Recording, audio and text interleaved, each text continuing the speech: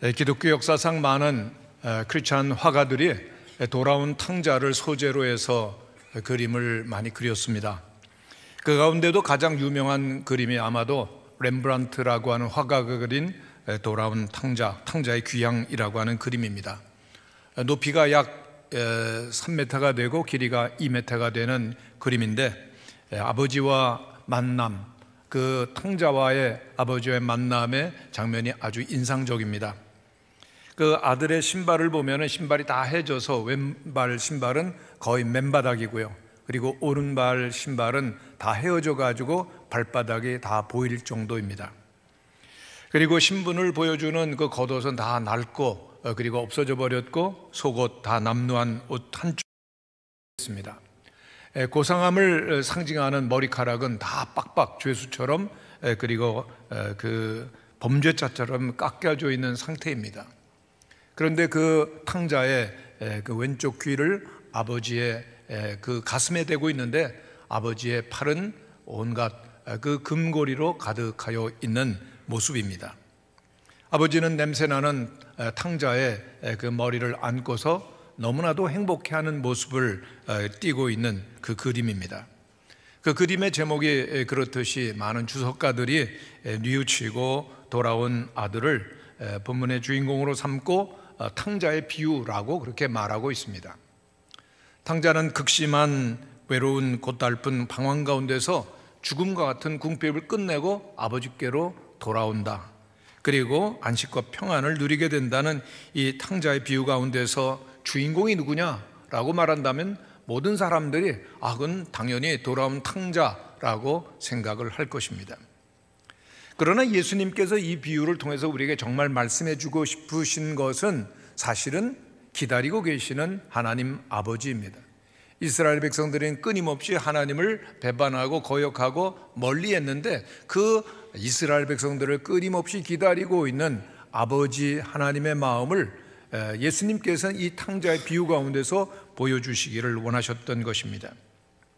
그래서 우리들이 그 본문의 내용을 잘 보고 묵상하게 되어지면은 돌아온 탕자의 이야기보다는 그 아들을 기다리고 있는 아버지가 그 주인공이로구나라고 하는 것을 깨닫게 됩니다. 그래서 미국에 있는 팀 켈러라고 하는 뉴욕에서 목회를 하시던 목사님께서 오늘 본문의 제목을 가지고 책을 썼습니다. 근데 그 책이 제목이 탕부 하나님입니다. 영어로는 The Prodigal God죠. 우리들에게는 좀 이해가 되지 아니하는 그러한 제목을 붙였습니다. 탕부 하나님.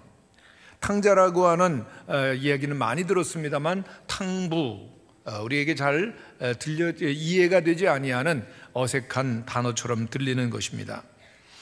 이 탕자는 영어로는 Prodigal Son이라고 되어 있는데요, 탕부 하나님, 정말 이해가 잘 안 됩니다. 근데 프로디갈이라고 하는 이 영어 단어를 보면은 방탕하다, 그래서 극도로 낭비한다는 뜻도 있지만 한편으로는 풍부하게 아주 많은 이라고 하는 뜻을 가지고 있습니다. 그래서 우리 그 모든 재산을 다 낭비해버렸던 아들, 우리나라에서는 탕자라고 그러죠.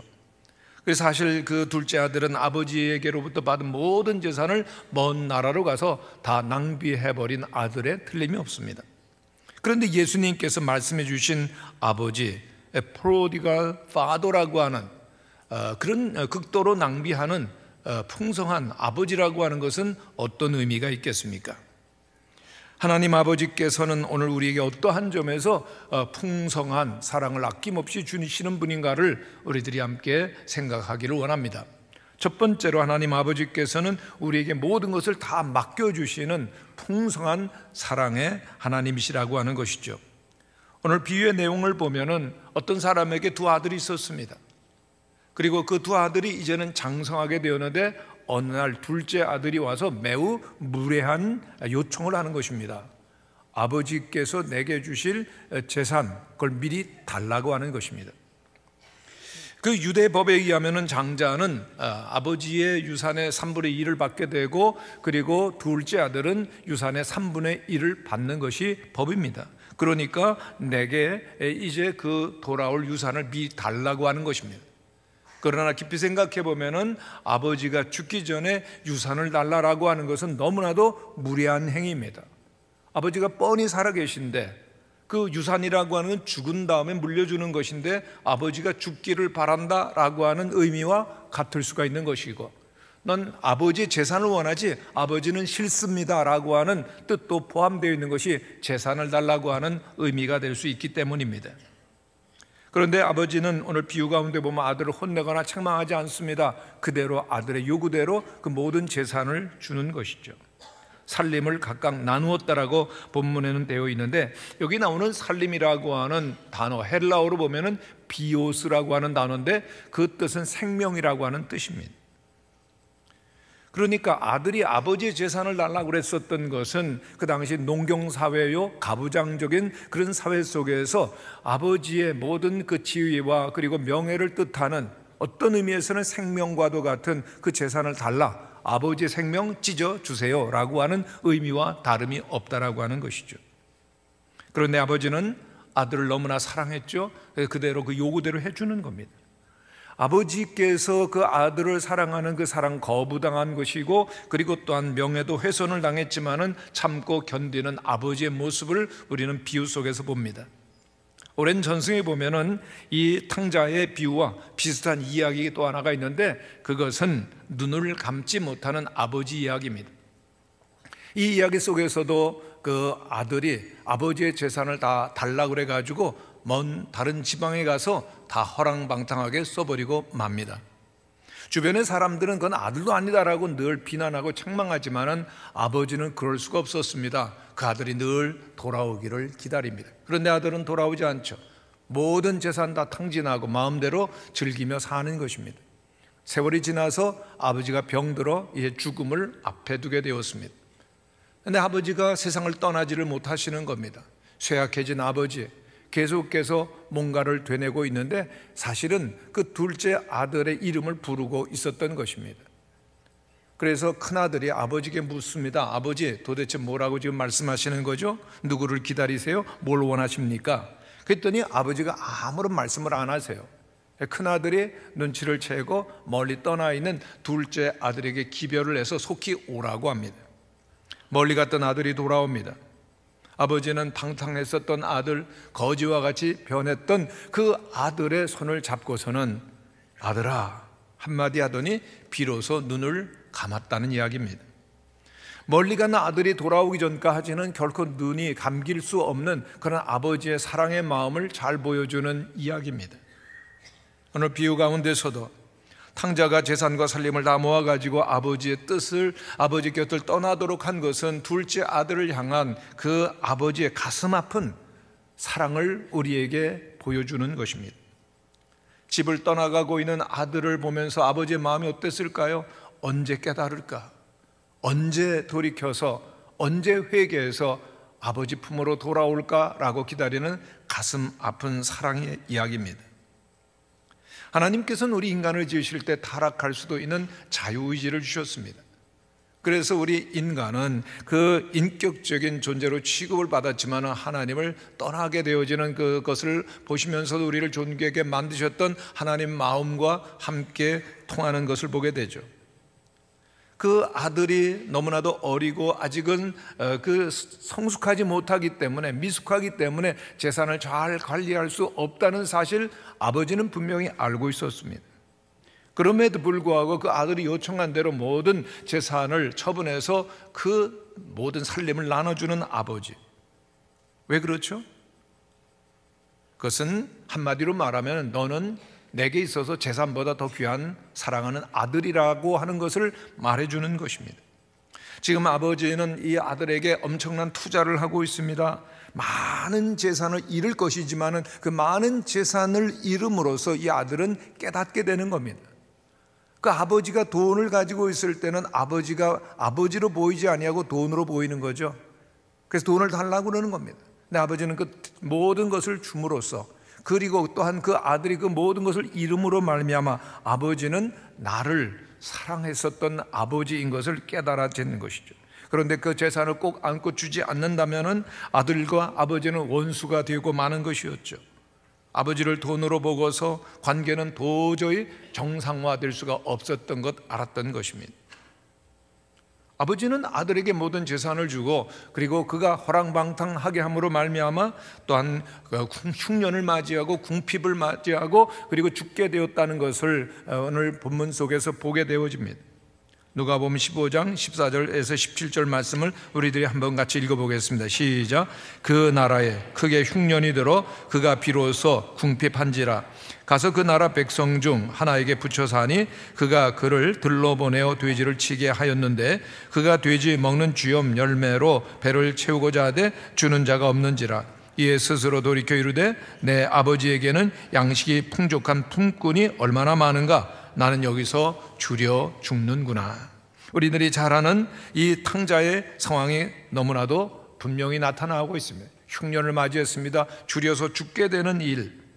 여기 탕자가 맞이하는 이 일은 그저 우연히 일어난 일이라고도 그렇게 생각할 수 있지만은 아닙니다. 모든 일은 전능하신 하나님의 손길 속에 있는 줄로 믿습니다.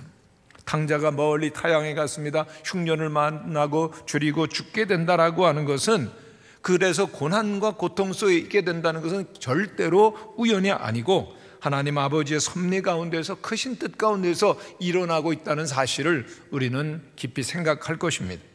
그러면은 이 탕자의 아버지 왜 이런 일을 하는 겁니까? 탕자에 대한 너무나도 깊은 사랑과 관심이 있기 때문입니다. 사람은 언제 정신을 차리나요? 고난과 어려움을 만날 때입니다. 극심한 고통과 고난 속에서 사람은 깨닫는 겁니다. 아, 내가 내 영혼의 주인이 아니구나. 내가 나의 삶의 주인이 아니라, 즉 내가 내 뜻대로 모든 것을 주관할 수 없는 한계가 있는 존재임을 깨달을 때 비로소 하나님께로 돌아오고 하나님을 의지하는 것이죠. 둘째 아들은 오늘 비유 속에서 흉년을 만나고 줄여 죽게 되었을 때 돼지가 먹는 그 쥐염 열매를 먹고자 해도 주는 자가 없어서 극도의 고통을 당하고 있을 때 그는 자신에게로 돌아올 수가 있었습니다. 그리고 아버지 품으로 돌아오는 것이죠. 성경에 보면은 17절에 이에 스스로 돌이켜 그랬습니다. 한번 따라 하시기를 바랍니다. 이에 스스로 돌이켜. 이에 스스로 돌이켜라고 하는 말은 자기 자신으로 돌아왔다, 정신을 차렸다. 영어 성경에 보면은 He came to his senses라고 되어 있습니다. 비로소 의식을 차리고 정신을 차리고 자기에게 돌아오게 되었다. 제정신이 되어서 아버지에게로 돌아오게 되었다라고 하는 것입니다. 20절에 있는 말씀입니다. 일어나서 아버지께로 돌아가니라. 얼마나 놀라운 말씀인지 모릅니다. 그는 극도의 고통과 고난 속에서 정신을 차리고 그리고 아버지에게로 돌아갑니다. 그렇습니다. 왜 오늘 우리들은 인생을 살면서 왜 이런 어려움들이 많을까? 정말 많은 성도님의 가정과 인생, 또 우리의 삶 가운데는 세상에는 고난과 어려움이 많이 있습니다. 왜 이런 어려움은 있어야 되는 것이죠? 그 어려움과 고난이 우리 인간으로 하여금 진정한 원래 지점으로 돌아오게 하는 것입니다. 우리를 지으신 분 하나님께로 돌아오는 것이죠. 사람이 고통을 당하고 어려움을 당할 때 하나님께서 우리의 인간의 영혼 속에 심기어준 영혼을 향한, 주님을 향한 그러한 회귀 본능이 작동하면서 주님께 돌아오게 되는 것입니다. 그래서 다윗은 이런 고백을 합니다. 시편 119편에 있는 말씀 같이 읽겠습니다. 시작. 고난당한 것이 내게 유익이라. 이로 말미암아 내가 주의 율례들을 배우게 되었나이다. 또 67절 말씀도 읽겠습니다. 시작. 고난당하기 전에는 내가 그릇 행하였더니 이제는 주의 말씀을 지키나이다. 아멘. 둘째 아들은 너무나도 큰 어려움을 당합니다. 흉년을 만나고 궁핍하고 줄여 죽게 되는 것은 사실은 그 둘째 아들을 향한, 우리 인간을 향한 하나님의 풍성한 사랑의 표현이 되는 것입니다. 제가 아는 한 성도님 가정은 성실하게 사업을 하시고 그리고 넉넉한 그런 가정이었습니다. 근데 그 두 자녀가 있었는데 그 두 자녀가 사업을 하겠다고 아버지에게 돈을 요청을 하게 되죠. 그래서 그 돈을 그 자녀들에게 주었는데 처음에는 사업이 잘 되는 것 같다가 점점 사업이 어려운 겁니다. 사업이 얼마나 어렵습니까? 사업이 점점 어려워지는데 한 번 시작한 사업 중단하기 어렵죠. 그래서 계속해서 아버지에게 돈을 달라고 하는데 옆에서 보아도 그 사업이 점점 어려워질 것이 너무나도 아주 분명하게 보입니다마는 그 아버지는 계속해서 돈을 쥐었습니다. 그리고는 나중에는 완전히 그 사업이 망하게 되고 또 아버지의 모든 재산도 다 거의 사라지게 되었습니다. 그 부모님, 그 사업이 잘 되지 않을 것 이미 아셨죠. 그런데도 왜 그 자식에게 그 재물을 주는 겁니까? 계속 돈을 주지 아니하면은 결국은 아들과 영원한 원수가 되는 것이죠. 자녀가 망할 것, 사업이 안 될 것 알면서도 준 것은 부모가 다 모든 것을 잃고 그리고 망해서 고생당하는 볼 때 우리 부모님이구나라고 하는 것을 알게 되는 것이죠. 우리 부모님께서 나 때문에 이렇게 몸이 힘들어지시고 가정이 힘들어지시는 것 나 때문이로구나, 내가 망했기 때문에 우리 부모님이 고생을 하시는구나. 그럴 때 비로소 이 자식은 부모님을 부모님으로 알게 되는 것입니다. 돈이 많이 있을 때는 아버지로 안 보이죠. 돈으로 보입니다. 그래서 돈 요구하는 겁니다. 그런데 아버지는 이 자식에게 모든 재산을 다 주시고 또 잃었는데도 하나도 원망하지 않으셨습니다. 그 아버지의 마음은 어떤 것입니까? 나는 너에게 이 모든 것을 주는 것 사랑하기 때문이고 그리고 아버지와 아들의 관계를 바르게 세우기 위한 것이란다 라고 하는 그 마음을 읽을 때 아버지의 사랑이 얼마나 큰 것인가, 얼마나 풍성한 사랑을 가지고 계신 아버지인가를 느끼는데 그 아버지의 마음은 곧 우리를 너무나도 사랑하시는 풍성한 사랑의 하나님 아버지를 우리에게 보여주는 것입니다. 두 번째로 그 아버지는 아들을 기다리는 풍성한 사랑 가운데 불쌍히 여기는 마음으로 그 아들을 안아주고 맞이해 주었다는 것이죠. 아버지는 달려가서 둘째 아들이 돌아오는 그 모습을 보면서 그리고 입을 맞춥니다. 20절에 있는 말씀입니다. 아직도 거리가 먼데 아버지가 그를 보고 측은히 여겨 달려가 목을 안고 입을 맞추니 그랬습니다. 무조건 그 아들에게 달려가서 입을 맞췄다고 하는 것은 아들을 책망하지 않았다는 겁니다. 탕자가 얼마나 정말 무례하고 얼마나 큰 잘못을 했습니까? 그런데 그걸 하나도 묻지 않습니다. 무조건 받아들인다는 것을 의미합니다. 아버지는 자기의 구겨진 체면과 그리고 또한 입은 손에 하나도 생각지 않습니다. 오직 하나, 아들이 돌아온 것을 온 마음으로 조금 더 꺼리낌 없이 기쁨으로 맞이하고 받아주는 것입니다.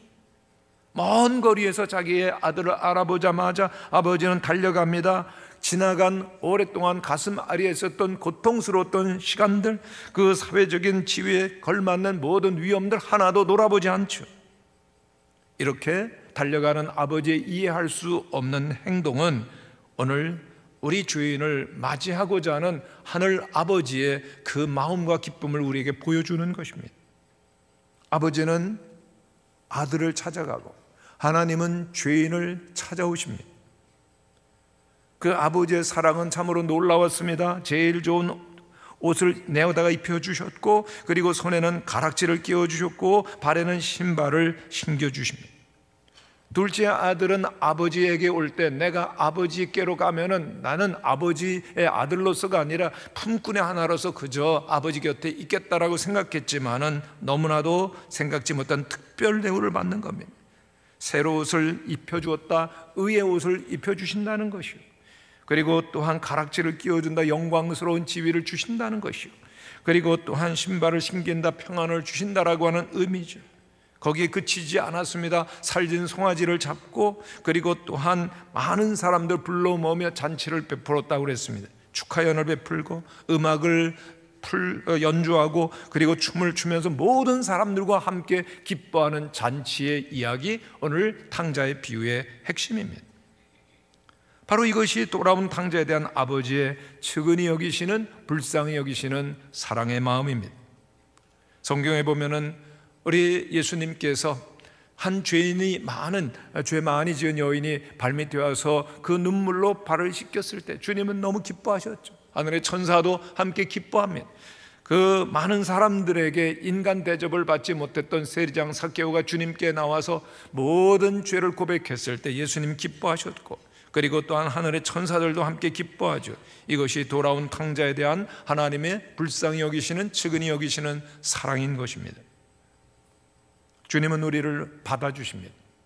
그런데 한 가지 조건이 있습니다. 중요한 조건입니다.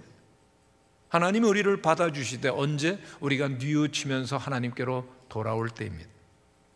뉘우침이 없고 돌아옴이 없을 때는 하나님께서 측은히 여기시는, 불쌍히 여기시는 사랑을 우리는 받을 수 없는 것이죠. 하나님은 오늘도 우리를 기다리시는 아버지이신 줄로 믿습니다. 언제 우리들이 두렵습니까? 언제 낙심하고 절망합니까? 아버지께로 돌아오지 않을 때인 것입니다. 나를 더 의지할 때 우리의 마음속엔 끊임없는 불안과 두려움과 낙심과 절망이 있는 것입니다. 자신을 의지하지 아니하고 오직 하나님 아버지께로 돌아올 때만 모든 두려움과 절망은 사라지는 것입니다. 프랑스와 페넬롱이라고 하는 영성가가 이런 말을 했습니다. 낙담은 겸손의 열매가 아니라 교만의 열매다. 왜 낙심합니까? 왜 불안합니까? 두렵습니까? 하나님을 의지하는 겸손이 없을 때, 주님께로 돌아오지 않았기 때문에 생기는 증세인 것입니다. 하나님께로 돌아올 때 하나님은 절대로 우리를 거부하지 않으십니다. 우리를 안아주시는 것입니다. 성경 전체가 이것을 얘기하는데 특별히 호세아 6장에 있는 말씀 우리들이 한번 읽어보겠습니다. 같이 읽죠. 시작. 오라 우리가 여호와께로 돌아가자. 여호와께서 우리를 찢으셨으나 도로 낫게 하실 것이요 우리를 치셨으나 싸매어 주실 것이라. 여호와께서 이틀 후에 우리를 살리시며 셋째 날에 우리를 일으키시리니 우리가 그의 앞에서 살리라. 아멘. 우리의 마음속에 수많은 걱정과 불안과 두려움이 있지만은 주님께로 돌아오게 되어지면 마치 그 강렬한 햇빛 가운데서 어둠이 사라지는 것처럼 모든 것들은 사라지게 될 것입니다. 여러분, 우리의 마음속에 불안과 두려움이 있는 것은 아직도 주님을 향하여 나오지 아니하기 때문입니다. 그렇기 때문에 주님께 나오지 아니하는 것, 주님께로 돌아오지 아니하는 것은 복이 없는 것입니다. 주님께 돌아오지 아니하기 때문에 절망하고 낙심하고 넘어지는 것입니다. 주님은 오늘도 우리를 기다리십니다. 주님께로 나아가는 우리 모든 성도님들 되실 수 있기를 간절히 축원합니다. 필립 얀시라고 하는 기독교 작가는 책을 썼는데 그 책 중에 한 권이 놀라운 하나님의 은혜라고 하는 책입니다.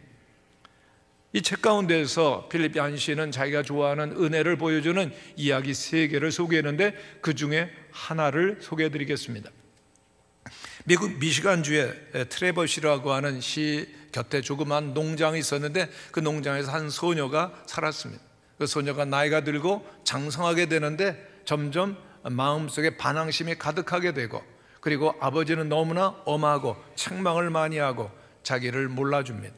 그래서 아버지를 향해서 미운 마음이 가득했는데 어느 날은 아빠 미워요.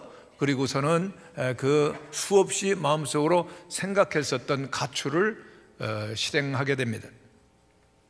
가출을 행동으로 옮기고 디트로이트라고 하는 시로 갔을 때 할 수 있었던 것, 이 소녀는 아무것도 없었고 결국은 윤락 여성이 되고 맙니다.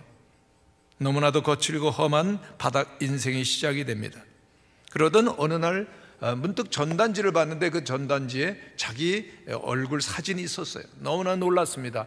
그 밑에는 사람을 찾습니다라고 하는 글을 보고 잠시 놀랐습니다만은 이제 이 소녀는 거리의 여인이 되었고 얼굴은 화장을 하고 머리는 염색을 해서 그 누구도 알아보는 사람이 없었기 때문에 그는 계속해서 어둠의 생활을 했었습니다.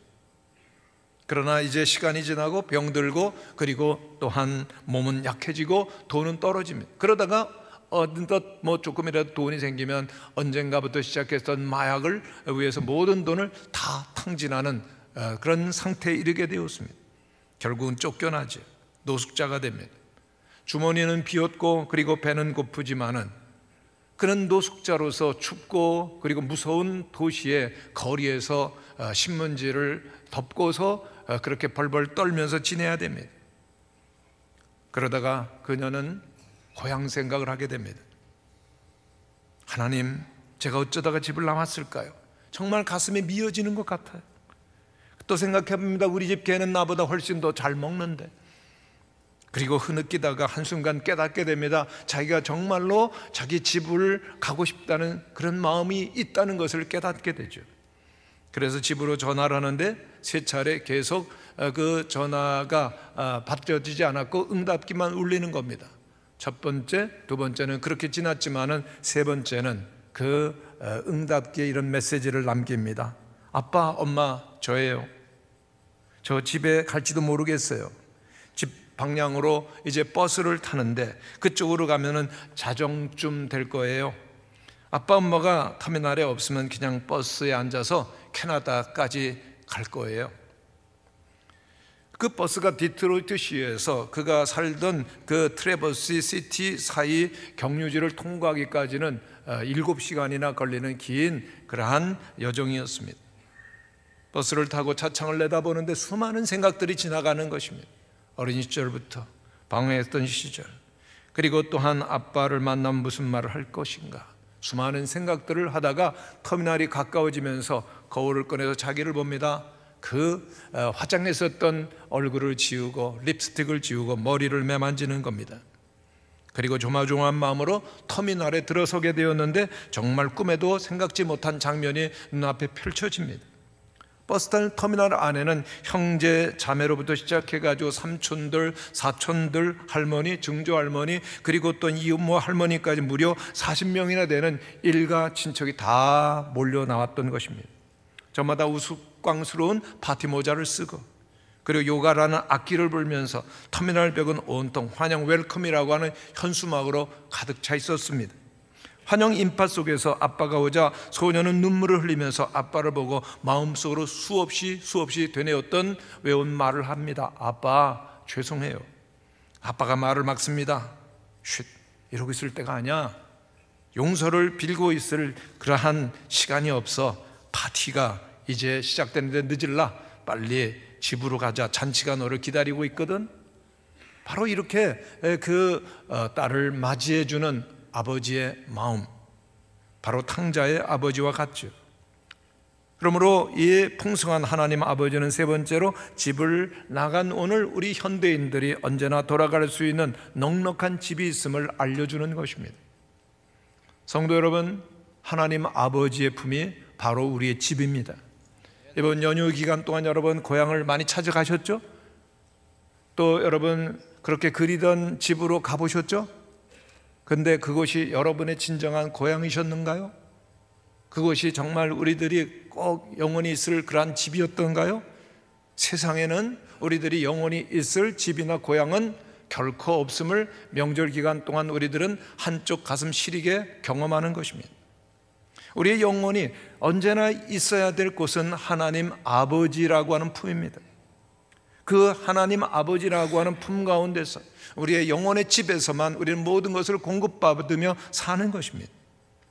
예수님께서 말씀해 주신 그 탕부 아버지, prodigal father 였다라고 묘사를 했는데요, 아버지는 어떤 의미에서 그 모든 것을 낭비하는 풍성한 아버지입니까? 그 아버지는 탕자를 위해서 아낌없이 사랑을 다 나누어준 아버지였던 것이죠.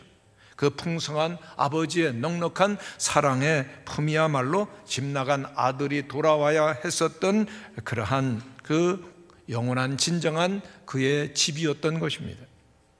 예수님께서는 오늘 이 비유의 말씀 속에서 둘째 아들이 돌아와야 했었던 그 아버지의 집은 정말 인간의 그런 아버지의 품이 아닌 영원하신 우리 하나님 아버지의 품이라고 하는 것을 우리에게 비유 속에서 말씀하시는 것입니다.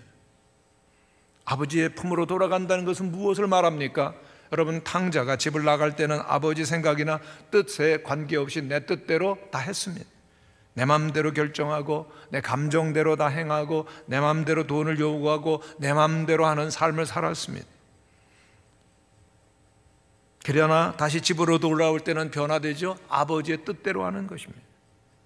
아버지의 마음을 읽고 아버지의 마음을 편하게 해드리는 것입니다. 그래서 이 탕자가 아버지의 뜻대로 새로운 옷을 갈아입고 아버지의 뜻대로 가락지도 끼고 또 마음 내키지 아니하는 정말 어색한 자리지만은 아버지가 베푸신 잔치 자리에도 함께 하는 것입니다. 그 잔치는 모든 것을 다 거저 받는 것입니다.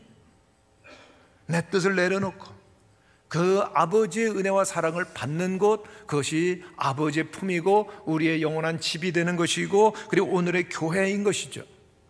성도 여러분, 어거스틴이라고 하는 신학자는 좋은 선물을 뜻하는 라틴어 보나를 저작에 많이 사용했습니다. 그리고 하나님을 라지또라고 하는 그런 단어로 부르기를 좋아했는데, 라지토라고 하는 단어는 선물을 아낌없이 주시는 분이라는 겁니다. 여러분 한번 따라 하시기를 바랍니다. 하나님은 아낌없이 선물을 주시는 아버지이십니다. 하나님께서는 우리에게 언제나 주시기를 원하시는 것, 모든 것을 선물로 거저 주시기를 원하시는 아버지시요, 그리고 또한 그 아버지 품에서 우리들은 모든 것들을 아낌없이 받을 수 있다라고 하는 것입니다. 그렇습니다. 하나님은 풍성한 사랑의 하나님이시고 또한 은혜의 아버지가 되십니다. 주시지 못할 것이 없죠. 마태복음 7장에 있는 말씀을 한번 같이 읽어보겠습니다. 시작. 너희가 악한 자라도 좋은 것으로 자식에게 줄 알거든 하물며 하늘에 계신 너희 아버지께서 구하는 자에게 좋은 것으로 주시지 않겠느냐. 하나님께서는 아들을, 우리 죄인들을 구원하시기 위해서 십자가에 못 박으신 하나님이십니다. 아들을 위해서 우리를 위해 내주셨는데, 십자가에 못 박아 죽게까지 하면서 우리를 구원하셨는데, 하나님께서 우리에게 무엇을 더 아끼실 것입니까? 하나님 품으로 가기만 하면 하나님께서 언제나 모든 것 주시는 줄로 믿습니다. 하나님 말씀하시죠. 다 주겠다, 더 주겠다, 다 가져가라. 하나님은 그 영원한 당신의 품을 우리에게 주시는 분이십니다. 저희 교회에서 세미나를 하시고 얼마 후에 천국으로 가신 미국의 달라스 윌라드라고 하는 교수님 계십니다. 이분은 미국의 많은 목사님들이 정말 스승으로 그렇게 모시는 그러한 영적인 그런 교사이기도 합니다. 그런데 달라스 교수님은 어려서 어머니를 잃었던 외로운 분이십니다. 이 달라스 교수님께서 엄마가 세상을 떠난 한 어린 소년에 대한 글을 썼습니다. 소년은 특히 밤이 되면 외롭고 슬펐습니다. 소년은 아버지 방에 가서 아버지와 함께 자도 되는지를 묻고는 했습니다. 그리고 아버지가 자기와 함께 있다는 것을 알면서 늘 이렇게 물었습니다. 아빠 얼굴이 지금 내 쪽을 향하고 있어요? 그러면 그의 아버지는 이렇게 말합니다. 너는 혼자가 아니란다. 내가 너와 함께 있어. 내 얼굴이 너를 향하고 있단다. 그 아버지와 함께 있으면서도 아버지 얼굴이 자기를 보고 있다는 사실을 확인하고 나서야 이 소년은 잠이 들었다라고 하는 짧은 이야기를 씁니다. 하나님께서 우리에게 주시기를 원하는, 그리고 예수님께서 모든 것이 가능하게 하신 풍성한 삶이라고 하는 것은 언제나 우리와 함께 하시며 우리를 바라보시고 우리에게 말씀하시는 하나님에게 있다라고 하는 것입니다. 우리는 하나님의 얼굴이 늘 우리를 향하여 있기를 간절히 원합니다.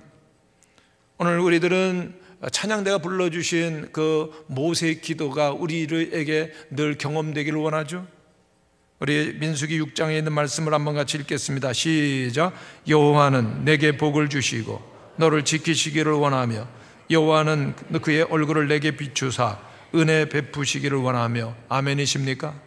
하나님은 언제나 우리를 바라보시고 그래서 우리를 지키시며 그리고 또한 우리에게 복을 주시고 은혜 베푸시기를 우리가 얼마나 원합니까? 그런데 하나님은 언제나 우리가 생각하는 것보다 우리에게 더 가까이 계실 수가 있으신 분이죠. 평범한 장소에서 평범한 순간에 하나님의 은혜를 경험하게 되어지면 우리는 평범한 모든 삶 속에서도 하나님 만날 것을, 은혜를 기대하게 되는 것입니다. 이제부터 우리는 언제나 어디서나 하나님을 보기 시작할 줄로 믿습니다. 왜요? 하나님은 우리가 생각하는 것보다 더 가까이 계시기 때문입니다. 장피에르 꼬사드라고 하는 영성가가 이런 말을 했습니다. 현재의 이 순간 속에는 우리가 상상할 수조차 없는 무한한 풍요가 담겨 있다. 가장 위대한 것은 위대한 것 속에서뿐만 아니라 가장 평범한 것들 속에서도 하나님을 발견하는 것이야말로 진귀하고 고상한 믿음이다. 오늘 풍성한 은혜로 함께 하시는 주님을 우리들이 경험하는 것, 작은 순간 속에서 함께 하시는 주님을 바라보는 것, 그것이 믿음이라고 하는 것이죠. 왜요? 하나님은 언제나 우리를 잊지 아니하시고 우리를 바라보시고 지키시고 돌보시기 때문입니다. 단 한 가지 조건이 있습니다. 우리가 하나님을 찾는다면, 우리가 하나님을 바라본다면 하나님은 은혜를 주실 줄로 믿습니다. 한 성도님이 살면서 한 번은 정말로 죽을 것 같이 두렵고 힘든 일을 경험합니다. 우리들도 그런 순간들이 있죠. 죽을 것 같다. 이제는 모든 것이 끝장났구나. 이 성도님은 정말 모든 세상이 끝이로구나 하는 순간 앞에 있게 되었습니다. 그런데 자신도 모르게 기도를 하게 되었습니다. 주님 뜻대로 하옵소서. 절실히 주님을 바라보는 그러한 기도였습니다. 그런 후였습니다. 놀랍게도 천천히 마음의 어둠이 사라지고 평안해지는 것을 경험하게 되었습니다. 그 후에는 어떤 일도 그렇게 무섭지 않았다고 합니다. 그 또한 지나갈 것을 깨달았기 때문입니다. 그저 할 일은 주님께 맡긴다는 것, 그것이었습니다. 그리고 감사하면 되는 것이었습니다. 그 일 후에 이 성도님의 기도 제목이 바뀌었습니다. 복음송에 나오는 가사가 그의 기도 제목이 됩니다. 날마다 내 소원 세 가지뿐, 주님 바로 알고파, 더욱 사랑하고파, 가까이 모시고파, 날마다. 그렇습니다. 우리의 소원은 오직 하나님 한 분이죠. 그 하나님 안에 모든 것이 있는 줄로 믿습니다. 이제 우리들은 그 탕자의 비유에 나오는 잔치를 다시 한번 생각합니다. 남루한 옷 대신에 제일 좋은 옷을 입히라. 종이 아니라 아들의 신분을 확인하는 가락지를 끼우라. 맨발로 돌아왔지만 이제는 신을 신기라. 아들로서의 명예를 회복시키고 그 모든 사실을 잔치를 베풀어서 마을 사람들에게 알리기 위해서 살진 송아지를 끌어내 잡으라고 명합니다. 통상적인 가족들의 잔치 식사가 아니라 그 모든 마을의 사람들을 초청해서 큰 잔치를 베푸는 아버지의 마음입니다. 외부적으로 돌아온 아들을 공동체의 일원으로 삼는 공식적인 잔치의 행사였습니다. 기쁨에 넘치는 아버지, 돌아온 아들을 향해서 수근수근거리는 그 모든 소리를 잠재우는 소리였습니다. 더 이상 두려워하거나 불안에 떨 필요가 없는 당당한 아들로서 권리를 회복시키는 선언을 합니다. 24절에 있는 말씀 우리 한번 같이 읽겠습니다. 시작. 이 내 아들은 죽었다가 다시 살아났으며 내가 잃었다가 다시 얻었노라. 아들은 보면서 아버지는 기쁨으로 외치는 겁니다. 이 아들 죽었는데 다시 살았구나. 이 아들 잃었는데 다시금 얻었노라.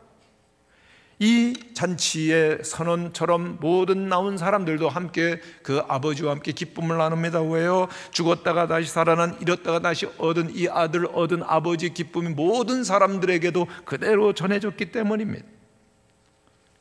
여러분, 이것이 교회입니다. 교회는 죄인들이 나오는 것이죠. 그러나 그 죄를 회개하고 돌아오는 것, 그 영혼이 죽은 것 같은 상태 속에서, 죽은 상태에서 돌아오는 것이기 때문에, 완전히 잃어버린 상태에서 다시금 하나님께 돌아오는 것이기 때문에 하나님께서는 기뻐하시고 모든 성도들은 함께 기뻐하는 것입니다. 이 기쁨에 참여할 때만 우리는 진정한 하나님의 자녀가 되고 성도가 되는 것입니다. 기쁨이 핵심입니다. 사무엘 슈메이커라고 하는 분은 이렇게 말합니다. 그리스도인에게 나타나는 가장 뚜렷한 증거는 믿음이나 사랑도 아닌 기쁨이다. 오늘 우리들에게 이 기쁨이 있는가를 생각해야 됩니다. 이 기쁨은 오직 하나님 품 안에 있는 줄로 믿습니다. 그리고 이제 내 뜻이 아닌 하나님의 뜻, 하나님의 마음을 함께 나눌 때 그 기쁨은 우리에게 전해져 오는 것이죠. 하나님 안에서 누리는 기쁨, 모든 구원 사역의 목적이요, 구원받는 것이 무엇인지를 의미하는 본질적인 그리스도인의 경험이 되는 것입니다. 여러분, 이번 명절에 세상을 잠시 우리들은 경험해 보았습니다. 그런데 어떻습니까? 너무나도 즐겁고 풍성할 것 같은 세상이 너무나도 덧없이 지나가고, 그리고 우울하고 슬픔이 많은 것, 소망이 없는 세상인 것을 우리들은 경험하게 됩니다. 가슴이 시립니다. 그래서 명절 증후군도 우리들에게 생겨나는 것이죠. 오늘 우리가 세상을 향해서 줄 수 있는 것은 바로 세상에서는 얻을 수 없는 하나님이 주시는 기쁨을 전하는 우리 모두가 되어야 함이 마땅할 줄로 믿습니다. 누가 하나님의 자녀입니까? 하나님 아버지의 기쁨에 함께하는 자, 주님께로 한 영혼들이 돌아올 때 하나님이 기뻐하시는 모습을 보면서 함께 기뻐하는 자가 진정한 주님의 자녀인 것입니다. 이 풍성한 가을, 하나님의 기쁨이 우리 모든 성도들의 마음속에도 풍성하게 되기를 간절히 축원합니다. 이 시간 함께 기도하기를 원합니다.